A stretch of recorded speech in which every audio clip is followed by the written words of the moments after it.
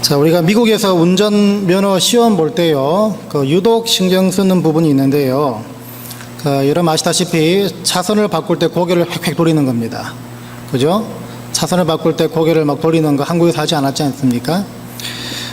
옆에 앉은 감독관에게 제가 시험 볼 때 확실하게 보여주기 위해서 고개를 거의 뭐 한 180도 돌려가지고 한참을 이렇게 운전하다 보니까요, 너 뭐하냐 이런 식으로 좀 묻더라고요. 그래서 그 시험 떨어진 적이 있습니다. 앞을 보고 운전해야지 옆을 보고 운전하니까 시험 떨어지더라고요. 여러분, 그 고개를 돌리는 이유가 뭐겠습니까? 이 양 좌우에 있는 그 사이드 미러에 잡히지 않는 그 어떤 지대가 있죠. 그걸 뭐라 그럽니까? 그 사각지대. 블라인드 스팟이라 그러지 않습니까? 이 사각지대의 그 사전적인 의미를 찾아보니까요, 어느 위치에 있음으로써 사물이 보이지 않게 되는 각도라고 합니다. 어느 위치에 있음으로 해가지고 사물이 보이지 않는 각도, 그렇게 나와 있습니다. 자, 이것 때문에 사고가 납니다. 근데 이 사각지대라는 것은요, 이 자동차 운전에서 뿐만이 아니라 사실은 어떻습니까? 예수 믿는 삶에도 분명히 존재합니다. 우리 신앙생활, 교회생활 다 존재합니다. 오늘 본문이 바로 그런 영적인 사각지대를 보여주는 이야기인데요. 여러분 아시다시피 젊은 한 부자 관원이 예수님께 어떻게 하면 영생을 얻을 수 있습니까? 어떻게 하면 영생을 받을 수 있습니까? 이 질문으로 찾아옵니다. 그럼 우리가 상식적으로 생각했을 때, 또 지금까지 예수님이 가르치신 그 가르침을 토대로 봤을 때 어떻게 대답하셔야 맞습니까? 나를 믿어라, 나를 영접해라, 이렇게 말씀하시면 되는 건데, 어찌된 일인지 오늘 뜬금없이 20절을 보니까 10계명들 중에서 5계명부터 9계명까지를 언급하고 계십니다. 이 5계명부터 9계명까지는 어떤 계명입니까? 사람과 사람 사이에 지켜야 될 계명이다, 그렇게 많이 알려져 있죠. 자, 그러다 보니까 어떻게 영생을 받을 수 있습니까? 어떻게 영원한 생명을 받을 수 있습니까? 라는 이 질문의 대답으로선 그렇게 어울리지 않습니다. 그냥 도덕적이고 그냥 윤리적인 그런 어떤 그 계명들이란 말이죠. 게다가 이 젊은 관원이 뭐라 그랬습니까? 그 계명을 언급하니까 내가 그 계명 다 지켰습니다, 아주 자신 있게 얘기합니다. 자, 그런 젊은 관원에게 주님은 또다시 지극히 도덕적이고 지극히 윤리적인 말씀을 주시는데 22절을 보니까 뭐라 그럽니까? 한 가지 부족한 게 있다.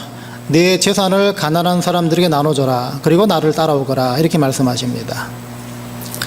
자, 조금 전까지만 해도 그렇게 자신만만하게 내가 그거 다 지켰습니다 라고 대답했던 젊은 관원이 이 말씀을 듣자마자 심히 근심을 합니다. 본문은 어떻게 해석합니까? 이 사람이 큰 부자였기 때문에 심히 근심했다 기록하고 있죠. 얼핏 보건대요, 분명히 이 재물, 이 물질 때문에 이러는구나, 물질이 문제구나, 그렇게 예상할 수가 있습니다.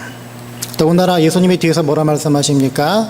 24절을 보니까 재물이 있는 자는 하나님의 나라에 들어가기가 얼마나 어려운지, 낙타가 바늘귀로 들어가는 것이 부자가 하나님의 나라에 들어가는 것보다 쉬우니라, 이 말씀을 하십니다. 여기 대충 보니까 다 천국 가실 만한 분들입니다. 여기 보니까. 예? 이 말씀을 듣고 있던 사람들, 주위 사람들이 굉장히 의아해합니다. 그래서 26절을 보니까 아니 그러면 도대체 누가 구원을 받을 수 있습니까? 이렇게 얘기합니다. 그도 그럴 것이 예수님 당시 시대대는요, 부자라는 어떤 그 위치, 부자라는 어떤 사람 그 상황은 하나님께서 복을 많이 주셨기 때문에 부자가 된 것이다, 이렇게 당연시 여겼고요. 더 나아가서 부자는 무조건 천국 열차 제일 앞자리에 타는 사람, 그렇게 인식을 했던 시대였습니다. 그러다 보니까 부자가 하늘나라 못 들어간다 그러니까 당연히 그럼 도대체 누가 들어갈 수 있느냐, 그렇게 따지는 것입니다. 그때 베드로가, 그렇게 나서게 좋아하는 베드로가 28절을 보니까 나는 다 버리고 주님 쫓았습니다. 낄 때 깨야지 갑자기 이렇게 나와가지고 그러니까 자기 좀 알아봐 달라는 거죠. 근데 베드로 이 말을 들은 예수님이 그 29절 30절 보니까 뭐라 그럽니까? 충격적인 말을 합니다. 이 베드로 같이 집이나 형제나 부모나 자녀를 버리는 사람들 다 영생을 받는다라고 말씀하십니다. 여러분, 이 말씀 듣기에 좀 거북하지 않습니까? 부자는 하늘나라 못 들어간다. 또 부모, 형제, 자식 버리는 사람 다 구원받을 수 있다. 영생 받는다. 굉장히 거북하지 않습니까? 이 말씀 거북하기 때문에 지금까지는 많은 오해와 논란을 일으킬 수밖에 없는 말씀입니다. 그래서 여러분, 그 이단들 중에도요, 어떻습니까? 자기 재산 다 갖다 바치죠. 또 이단들 중에는요, 또 부모, 자녀, 가족관계 다 깨진 어떤 그런 걸 유발시키는 이단들이 있지 않습니까? 지난주일 마치고 이렇게 영상 보니까 우리 장로님 보여주셨는데 막 가족 뺨따구를 막 때리고 하는 그런 교회가 있더라고요, 교회가. 그런 교회 이름이 또 은혜로 교회입니다. 은혜로 교회. 굉장히 그 문자적으로만 해석을 하면요, 그런 현상이 발생할 수밖에 없습니다. 근데 여기서 예수님이 뜻하신 것이 뭡니까? 진의가 무엇입니까? 진의. 하나님께서 허락하시는 구원이라는 것, 하나님이 허락하시는 선물로 주시는 구원이라는 것은요, 우리가 제일 소중한 것이라고 믿고 있었고 제일 가치 있는 것이라고 알아왔던, 최고라고 생각했던 것들조차 뛰어넘고도 남는 가장 존귀한, 가장 가치 있는 것이라는 것입니다. 그러니까 이 말은요, 구원받음의 가치, 구원받음의 가치를 설명하기 위해서 이 두 부분을 말씀하시는 건데, 이 구원받음의 가치는요, 물질이나 세상 속에서 맺는 인간관계들, 이것들과는 비교가 안 될 만큼 그 가치가 크다는 것입니다. 자, 그래서 예수님께서 영원히 죽을 수밖에 없는 나를 십자가를 통해서 건지신 사건, 이것이 안 믿어지는 분들은요, 이게 도통 안 믿어지는 분들은요, 구원의 가치와 무게와 의미를 제대로 가늠할 수가 없게 되는 것입니다. 그게 뭔데 이렇게 나오는 것입니다. 더군다나 재산을 가난한 사람들에게 나눠주라는 그 말을 듣자마자 근심했다는 이 말은 뭡니까? 그 마음 중심에 주님을 모실 자리가 없다는 말과 똑같습니다. 왜냐하면 이 사람 마음속에는요, 이 사람 마음속에는 주님이 아니라 재물이 이미 주인이었기 때문이었습니다. 그러니까 단순히 가난한 사람들 나눠줘라는 그 말을 듣고 마음이 불편했던 것이 아니라 이미 그 마음 가운데 주님이 들어갈 자리가 없었다는 것입니다.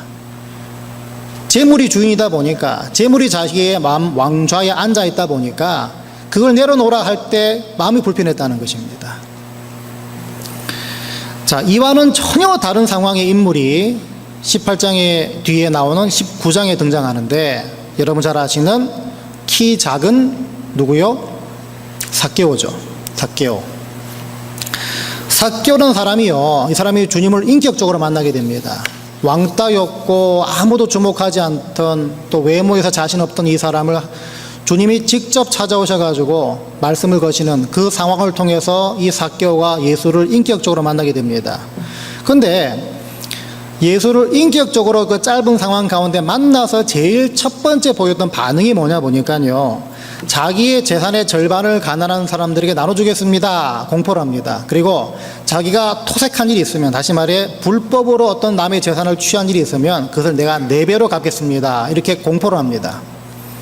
누가 시킨 것도 아니고요, 예수님과 뭐 긴 대화를 나눈 후에 그렇게 말한 것도 아닙니다. 그냥 예수님과 짧은 만남 그 이후에 바로 나왔던 반응이 이런 반응이었다는 것입니다. 이 결단과 이 공포하는 것의 의미가 무엇입니까? 지금 이 사람, 이 삭개오라는 사람의 삶의 중심, 그 중심과 이 사람이 갖고 있던 가치관이 주님으로 옮겨졌고 주님으로 채워졌다는 말입니다. 그 전까지는 이 삭개오 직업이 뭐였습니까? 이거 텍스를 컬렉트하는 사람이죠.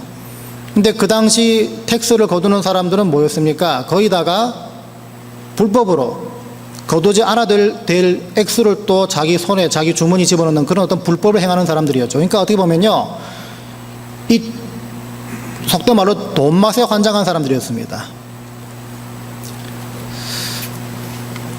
삭개오는 그동안 추구하고 싶고 누리고 싶고 당연히 누렸던 것들을 지금 다 내려놓습니다. 대신에 그 자리에 누구를 지금 앉혀놓습니까? 예수 그리스도를 앉혀놓습니다. 그러니까 자기가 추구했던 재물이 더 이상 자기가 추구할 것이 이제 아니라는 것입니다. 그 대상이 아니라는 것입니다. 왜 그렇습니까? 주님께 받는 관심과 시선이 그 세상 어느 것보다 귀하다는 것을 그 짧은 만남 동안 이 사람이 자각했기 때문입니다.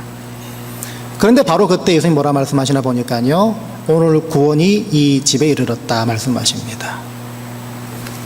간단합니다.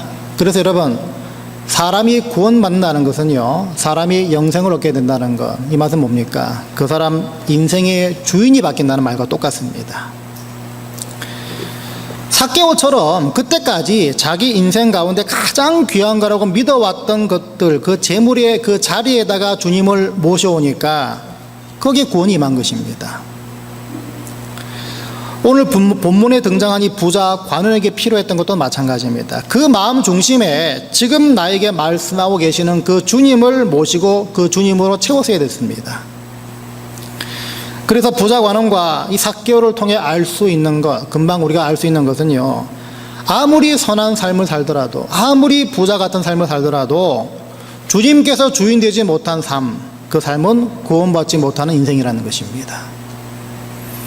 여러분 잘 생각하시기 바랍니다. 아무리 우리가 껍데기처럼 나와 앉아 있지만 과연 내 알맹이, 내 중심에 과연 누가 앉아 계시는가, 이 질문을 던져보셔야 합니다. 행여라 여러분, 나는 재물과 주님 동시에 섬긴다, 이것도 참 대책 없는 일입니다. 여러분, 이스라엘 사람들이 똑같은 죄를 범하지 않았습니까? 하나님과 우상을 같이 섬겼는데, 그것도 하나님 섬기는 거 아닙니까? 아닙니다. 하나님은 하나님만 섬기길 원하신다는 것입니다. 주인 되는 것, 나의 오너십을 누구한테 드리느냐, 이게 참 중요하다는 것입니다. 여러분 곰곰이 여러분 묵상하시며 생각해 보시기 바랍니다. 현재 내 삶 가운데 주인이 누구신가? 시간과 물질과 건강과 가족의 주인이 누구신가? 곰곰이 생각해 보시기 바랍니다. 저는 이 젊은 부자 관원의 모습이 바로 현대 교회, 현대 많은 교회 성도들의 모습을 대변한다라고 저는 봅니다. 무슨 말인가 하면요, 여러분 믿는 사람들조차도요, 이미 교인이라는, 성도라는 이름을, 타이틀을 갖고 앉아 계시는 많은 사람들이라고 할지라도요, 그 사람들이 말하는 복음의 결과, 열매, 심지어 예수 믿는 목적을 뭐라고 말을 합니까? 혹은 말은 하지 않을지라도 은연중에 알 수 있는 저들의 속마음이 무엇입니까? 물질적으로 부유해지고, 가정적으로 평안해지고, 자식들이 출세하고, 사회적으로 인정받고, 건강하고, 무병장수하는 것, 이런 것들이 복음의 열매, 더 심한 경우 예수 믿는 목적으로 저들 마음 심령 가운데 자리 잡고 있습니다.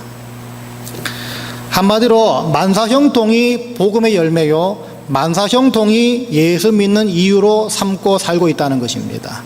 이건 부정할 수 없는 우리의 민낯입니다. 엄밀히 말하면 그거는 뭡니까? 주님을 주인으로 모신 것이 아니라,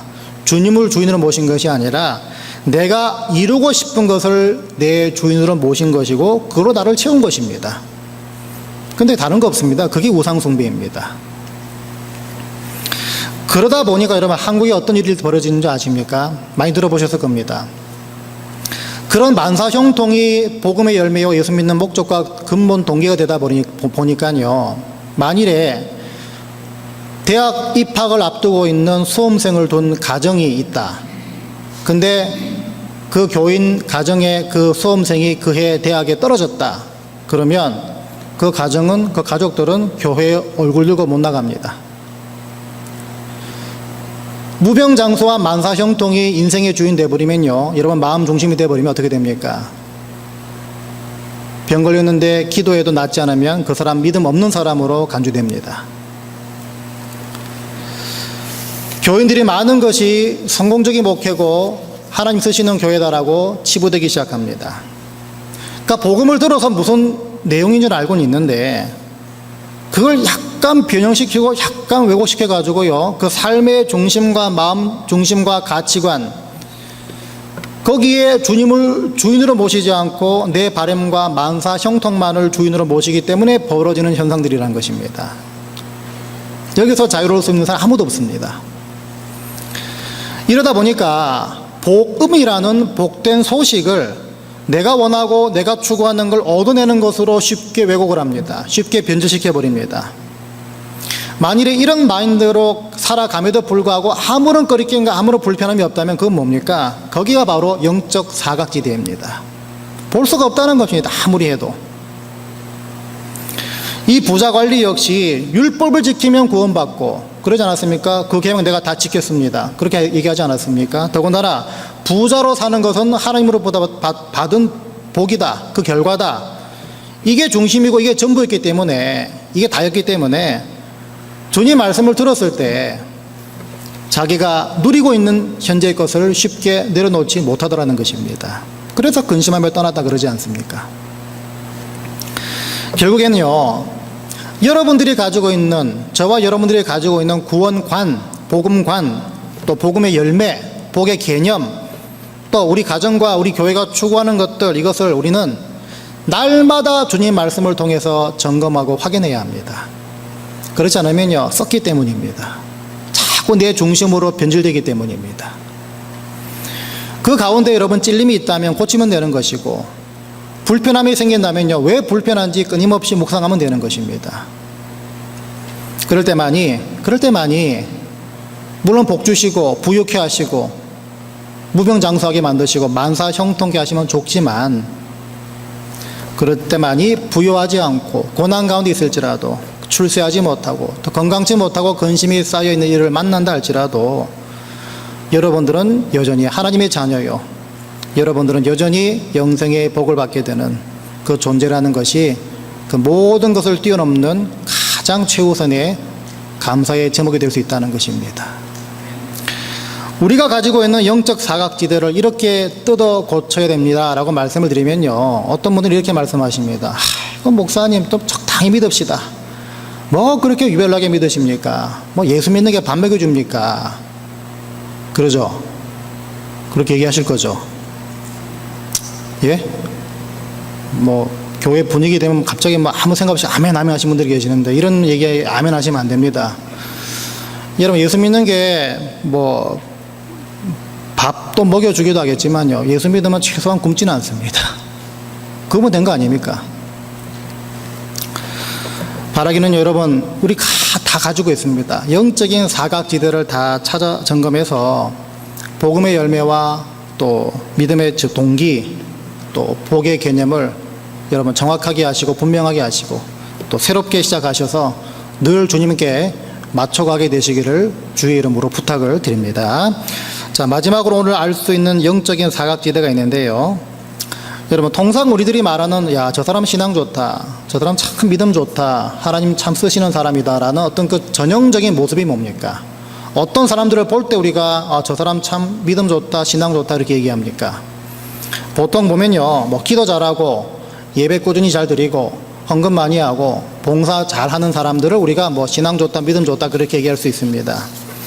근데요, 그것 자체가 행여나 나는 지금 하나님께 내가 하나님을 향한 의무를 다하고 있습니다 이렇게 생각하게 만드는 자기 의로움, 자기 떳떳함, 자기 만족이 될 수 있다는 것에 조심하셔야 합니다. 다시 말하면요, 오늘 본문의 이 젊은 관리처럼 이것들은 내가 어려서부터 다 지켰나이다 라고 말하는 것과 같을 수 있다는 것입니다. 무슨 말인지 아시겠죠? 특별히 마태복음에서는요, 똑같은 상황을 다루고 있는 마태복음에서는요, 젊은 부자 관원이 어떻게 반응했는지 더 상세히 어떻게 묘사했나 보니까 그 청년이 가로되 이 모든 것을 내가 지키었사오니 아직도 무엇이 부족하니까 이렇게 말합니다. 자기 의로움, 자기가 지켜온 계명들, 그 삶을 통해서 내가 구원받은 것, 그것으로 충분하니까 뭐가 더 있냐는 것입니다. 굉장히 교만한 말이죠. 저와 여러분 안에요, 하나님 내가 이렇게 매주 예배 드리고요, 이렇게 매주 헌신하고 매주 봉사하고 남들이 안 하는 이런 것도 하고 저런 것도 하고 있는데 아직도 무엇이 부족합니까? 혹시 이런 마인드가 깔려 있는지, 그렇다면요, 그것이 바로 여러분의 두 번째 영적 사각지대입니다. 이걸 정말 냉정하게 살펴보셔야 합니다. 자, 그래서 우리는요, 내가 옳은 것이라고 믿어왔었고 내가 주님을 위한 것이라고 그동안 그렇게 철통같이 믿고 있었고 또 내가 이렇게 하면 주님께 영광이겠지, 내가 저렇게 하면 주님 기뻐하시겠지, 아니면 교회에서 그동안 아무 생각 없이 그냥 해왔는 것들, 이런 것들 중에도 전혀 하나님께서 기뻐하시지 않는 것들이 있을 수 있다는 것을 우리가 생각하고 긴장해야 합니다. 왜냐하면 바로 사각지대가 그렇게 발견되기 때문입니다. 여러분 잘 아시는 다윗과 밧세바 간음을 했죠. 어떤 분이 책을 쓰신 거 제가 내용을 보니까 참 공감이 된 부분이 있었는데요. 사무엘하 12장 보시면요, 사무엘하 12장 보시면 나단 선지자가 다윗의 그 범죄를 지적하기 위해서 돌려서 비유를 들어가지고 알기 쉽게 다윗에게 직접 나가서 그 비유를 말해줍니다.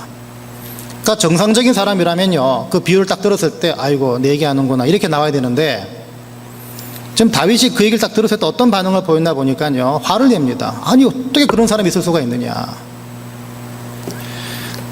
근데 이 말이 뭐겠습니까? 다윗이 전혀 눈치채지 못했다는 것이죠. 그 비유 속의 인물을 자신이 아닌 제3의 인물, 제3자로 봤다는 것입니다. 다시 말하면요, 이 다윗은요, 자신이 생각했던 자신이 행했던 그 간음과 그 살인이 범죄인 줄을 전혀 자각하지 못하고 있었다는 것입니다. 뭐 수치심 때문에 그동안 말하지 않고 있었다, 은폐했던 것이 아니라 그게 그렇게 심각하게 범죄로 볼 줄 몰랐다는 것입니다. 더군다나 여러분, 그 당시 상황 봤을 때는요, 왕으로서 한 나라의 절대 권력자로서 사람을 죽이고 사람을 취하는 것은요, 당연히 왕으로서 할 수 있는 일이 아니었겠느냐, 이렇게 봤다는 것입니다. 나중에 다윗이 눈물을 흘리는데 그 눈물에는요, 나단으로부터 지적받고 나서야 자기가 한 일에 대해 너무 놀랐다는 의미가 담겨져 있었다는 것입니다. 그러니까 이 말이 뭡니까? 이것이 바로 다윗의 영적 사각지대였다는 것이죠. 죄가 죄인 줄 몰랐다는 것. 사도 바울한테도 비슷한 경험이 있었습니다. 이 사람이 예수 믿기 전에, 예수 만나기 전에 어떤 그 일을 했습니까? 예수 믿는 사람을 옥에 가두는 사람이었죠. 그러니까 그게 곧 하나님이 기뻐하시는 일인 줄 알았다는 것입니다. 지독한 유대주의자였죠. 그러니까 뭐 요즘 시각으로 보면 신흥 종교, 뭐 신흥 무슨 뭐 한창 올라오는 뭐 교주 수준 같은 예수를 멸시하고, 당연히 내가 지금까지 섬겨왔던, 내가 믿어왔던 유대교 이게 최고 아니냐, 당연히 저 예수 믿는 사람을 잡아 가두면 내가 믿는 하나님 기뻐하시겠지, 그렇게 알고 있었다는 것입니다. 나중에 그것이 자신의 영적 사각지대였다는 걸 깨닫고 난 다음에 뭐라고 고백하냐면요, 디모데전서 1장에서 내가 믿지 아니할 때에 알지 못하고 행하였습니다. 이게 영적 사각지대 아닙니까? 자, 문제는요, 이렇게 다 깨달은 줄 알았는데 나중에 정말 주님의 일꾼이 되고 난 다음에 뭐라고 또 고백을 하나 보니까 사도 바울이 로마서 7장에서 이런 말을 합니다. 내 속 사람으로는 하나님의 법을 즐거워하되 내 지체 속에서 한 다른 법이 내 마음의 법과 싸워 내 지체 속에 있는 죄의 법 아래로 나를 사로잡아 오는 것을 보는도다. 오호라, 나는 곤고한 사람이로다. 이 사망의 몸에서 누가 나를 건져내랴, 이런 말을 합니다. 여러분, 예수를 믿고 섬기고 온전히 따르는 사람이라고 할지라도요, 여전히 등잔 밑이 어두운 영적 사각지대를 다 가지고 있습니다. 왜냐하면요, 여전히 그 사람 가운데, 저와 여러분 가운데 남아있는 육체의 정욕들, 죄, 이것과 동시에 함께 공존하고 있는 여러분 속에 내주하고 계시는 이 성령의 법, 성령님, 이 둘이가 끊임없이 싸우기 때문입니다. 만화 보시면 이런 거 나오지 않습니까? 뭘 하려고 그럴 때 천사가 딱 나타나가지고, 아, 그거 하면 안 돼, 하나님 안 기뻐하셔, 그러다가 여기 딱 떠오른 게 뭐 삼지창 하나 들고 나와가지고, 아니야, 남들 다 하는 거야, 한 번쯤이면 어때, 뭐 그런 거 있지 않습니까? 옥신각신 막 서로 막 마음의 갈등이 그런 식으로 나타나지 않습니까? 그러니까 우리 예수 믿는 사람 다 똑같다는 것입니다. 한쪽에는 성령이 내주하시기 때문에 성령의 법이 막 돌아가고 있는데, 거기에다가 자꾸 내 육체의 소욕, 죄성이 또 들어와가지고 또 막 싸웁니다. 근데요, 대부분이 어떻게 됩니까? 대부분이 내 육체의 소욕의 그 소리에 귀를 기울입니다. 대부분이 죄로 흘러간다는 것입니다. 그게 문제죠. 이거는요, 우리가 평생 동안 가지고 가야 할 영적 사각지대입니다. 그래서 오늘 젊은 관리도 그렇고 다윗도 그렇고 바울도 그렇습니다. 하나님은 이 사람들을 통해서 결국에는 나라는 존재는 소망이 없구나, 연약하구나, 부족하구나, 맨날 이 정도 이 모양 이렇게 사는구나, 여전히 죄에 지을 수밖에 없는 존재고 그만큼 소망 없는 존재라는 것, 이것을 우리에게 말씀해 주고 계십니다. 우리가 그런 사람이라는 것입니다. 이 무능력이 철저히 고발되는 것입니다. 왜냐하면요, 여러분, 영적 사각지대가 있다. 사각지대가 있다는 것은 뭡니까? 벌써부터 보면요, 굳어지고 딱딱해져 내가 어떻게 할 수가 없다는 것입니다. 건드릴 수가 없다는 것입니다. 아무 꺼리낌 없이 죄를 짓기도 하고요, 꺼리낌이 있다 하더라도 또 죄 짓고, 이게 사각지대 아닙니까? 내가 할 수 없는 것. 죄인 줄 알고 내가 미리 자각하고 내가 미리 알았다면요, 사각지대가 왜 존재하겠습니까? 존재하지 않죠. 그래서 이거는요, 이 죄의 문제는 평생 동안 우리가 끌어안고 싸워야 될 문제이고 어떻게 할 수가 없는 문제입니다. 자, 그렇다면 하나님 어떻게 이걸 핸들하시는가? 어떻게 이것을 다루시는가? 너 어쩔 수 없다, 그냥 그렇게 살아라, 이렇게 하시겠습니까? 아니라는 것입니다. 감사한 것은요, 하나님은 우리를 포기 안 하신다는 사실입니다. 그래서 여러분, 바울을 통해서 이런 말씀을 덧붙여 주셨습니다. 바울이 어떻게 고백하냐면요, 우리 주 예수 그리스도로 말미암아 하나님께 감사하리로다. 그런즉 내 자신이 마음으로는 하나님의 법을, 육신으로는 죄의 법을 섬기노라, 이렇게 말을 합니다. 이 문장 가만히 읽어보시면 앞뒤가 맞습니다. 감사하다 해놓고 뒤에 뭐라 합니까? 내 자신이 마음으로는 하나님 법을 따르고 싶지만은 내 육신으로는 여전히 죄를 짓고 있다. 이게 왜 감사할 일입니까? 이게 무슨 말이겠습니까? 우리는 영적 지대가 뭔지도 알고 영적 사각지대가 뭔지도 알고 또 그걸 깨닫고 그걸 보고 있음에도 불구하고 계속해서 죄를 지을 수밖에 없는 존재입니다.